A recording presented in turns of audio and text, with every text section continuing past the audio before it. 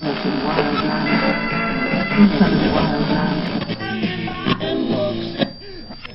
on va préparer des pâtes fraîches. Je vais vous expliquer déjà la différence entre pâtes sèches et pâtes fraîches. Donc c'est une farine de blé dur pour les pâtes sèches et aussi ils sont travaillés et séchés pendant 72 heures. Les pâtes fraîches, c'est donc des œufs, de la farine des blés tendres, un peu d'huile d'olive, fleur de sel, toujours ça c'est ma touche, et de l'eau. Donc on va commencer avec un œuf, ça c'est la recette de maman. Environ 100 g de farine, donc je vais là, de l'huile d'olive, de la fleur de sel.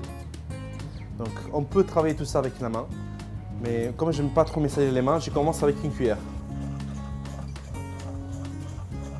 On va la finir de la travailler ici sur le plan de travail pour lui donner plus d'élasticité. Je rajoute de la farine parce que la pâte, en fait, elle me demande plus de farine.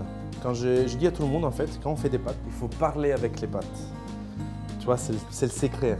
Moi, j'aime bien quand la pâte elle est élastique, qui revient à elle-même, mais qui ne rétrécit pas trop, toi. Dans le sens où on la bouge et ça devient normal, quoi. Ça, c'est un laminoir, on l'appelle comme ça. Je le mets à un numéro 10, donc la technique, c'est de tourner et de passer la pâte de 10 à 1. Donc là, je suis à 9. Vous voyez, je la travaille, je descends.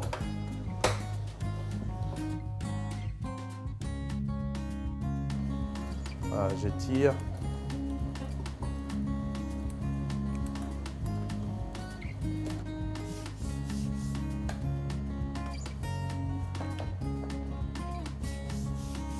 Et là, donc, je la passe une deuxième fois sur le numéro 1. Donc là, on a déjà une belle pâte. Moi, je vais la couper des gros rectangles de cette façon. Et là, on fait des carrés maintenant. Je vais les faire cuire avec de la tapenade d'olive. Voilà, de l'eau. On va fermer nos raviolis, comme ça. On les plie en triangle. Regardez.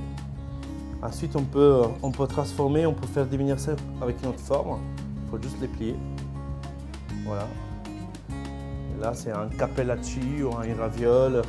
Donc, l'important dans une raviole et dans un tortelli, c'est toujours fermer bien la pâte.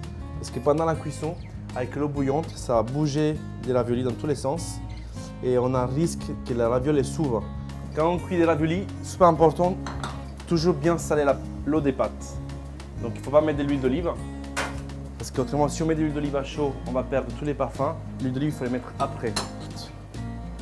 Comme c'est des pâtes fraîches, ça va cuire très très vite. 1 minute environ.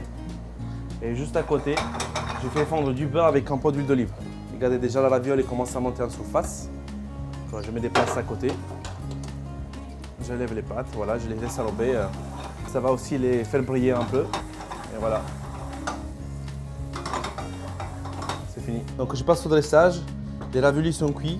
Donc quand on dit une cuisson al dente, en fait c'est quand on a cette mâche, cette ravioli qui ne colle pas au dents, mais que le sang au dents en fait. Donc là je vais disposer des raviolis au centre. Je vais ajouter une poudre de persil et basilic, encore de la tapenade.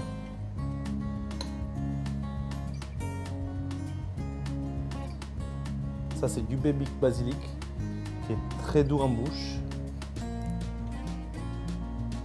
Voilà les raviolis des pâtes fraîches farcies avec une tapenade d'olive et des feuilles de basilic avec une poudre de persil basilic.